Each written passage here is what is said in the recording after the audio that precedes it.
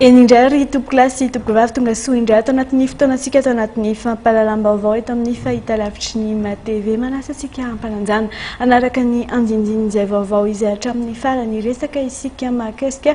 ny fanapa-kevitra izay noraisiny GEM tamin'ny omaly mahakasika ny fisiany Advance Cargo Declaration ato anatin'ny fampahalalam-baovao. Eo ihany koa 7 febroary raha ampitso mampatsiaro ny tamin'ny taona 2024 maro ireo naneo hevitra mahakasika an'izay ireo ihany koa ny resaka fitandrona ny filaminana sy nisy ny fiaonana rahampitso ihany koa. Avy hatrany dia mahakasika an'izay 7 febroary rahampitso izay nisy taratsika ny fampahalalam-baovao. Nampafantatra ny teo anivon'ny Hémorragie Analamanga fa hoentitra ny fitandrona ny filaminana mandritry ny fahatsiarovana ireo mahery fo ny 7 febroary 2024 izay ho amarina rahampitso fanadihadiana avy hatrany. Amafisina ny fiarovana sy fitandrona filaminana mandritra ny andro fahatsiarovana ny 7 febroary 2024 ho tanterahana rahampitso eny amin'ny Tsangam-bato mahery fo eny Ambotsoroatra araka ny fanambarana netiny teo anivon'ny Hémorragie Analamanga androany. Ho fehezin'ny mpitandro filaminana tanteraka ny eny Ambotsoroatra sy manodidina azy ary isy ny fandaminana apetraka eo amin'ny fampidirana olona na vondron'olona mikasa natitra voninkazo ao. Tsy azo atao mihitsy ny fihetsiketsehana mahazondrozy ohatrandreny izay ny tany sainy taony mahazondrozy azy nefa io moa fahatsirovana rehetrarehetra dia ataontsika hoe misy andro zany ny zavatra azo atao. Io moa miteny frantsay hoe c'est l'exception qui confirme la règle dia ho raisitsika ohatra ny exception zany ny andro rahampitso izay fahatsika miconfirme io ordonnance voalaza ny préfet de police io. Io zany dia betsaka ny resaka mandeha fa isy ny fifandolana aty, misy tarika savorivory ato, misy aza hono manao zavatra dia isy fahafatesany eo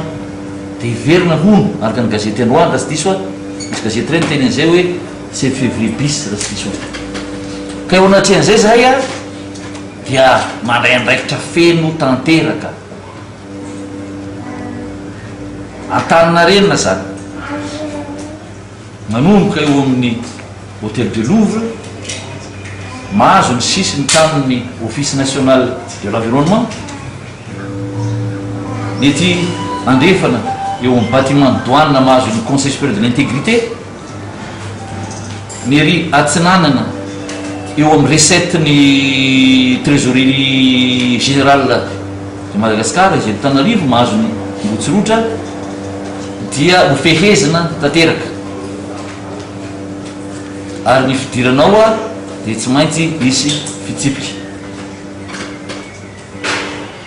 Vao maraina dia hipetraka eny ny mpitandro ny filaminana. Ny fandaminana izay ho ampitaiko an'izay olona na tokon'olona na vondron'olona ametraka fehezam-boninkazo eo amin'ny stèle eo Ambotsoroatra dia tokony hanaraka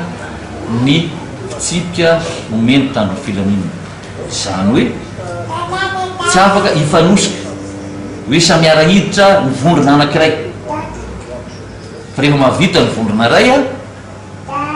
dia mive mandeha amin'ny toerana izay nomeny azy voany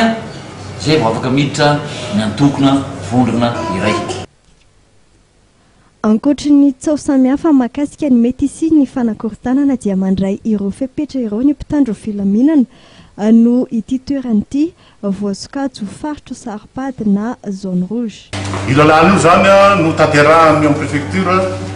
sy ny Hémorragie amin'ny fifehezana ny fandriampahalemana sy ny filaminam-bahoaka raha ohatra ka misy fisikariam-bahoaka eny an-dalambe ka manateraka ny lalàna io zany no andaikitray.